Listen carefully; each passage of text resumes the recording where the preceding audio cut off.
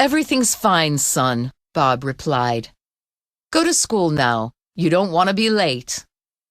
After Jack had left the house, Bob sat at the table thinking about the phone call, which had been from Frankie.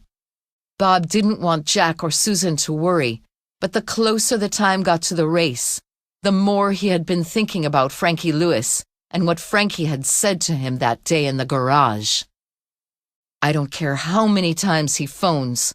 I refuse to change my mind about sabotaging the favorite's motorcycle, thought Bob. Frankie can just forget it.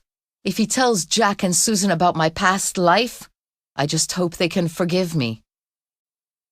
Bob tried to forget about Frankie, but as the day of the race came closer, Bob worried about Jack and Susan and how they would feel if they learned their father had been a drug addict.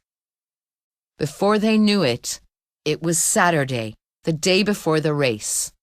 Jack and Susan were sitting at the breakfast table with their father. They were very excited about the race the following day.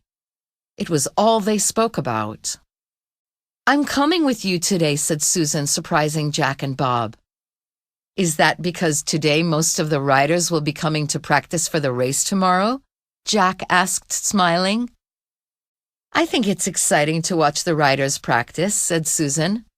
There's more possibility of speaking to them the day before the race. Are you thinking of any one specific rider? Asked Jack.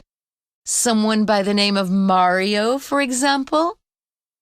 And what's wrong if I want to speak to Mario, said Susan, her face becoming red. I've seen him at the track before, and I think he's nice. He won't want to speak to you, smiled Jack, pouring another glass of juice. On the weekend of the championship, the riders are too excited. They need to concentrate on winning.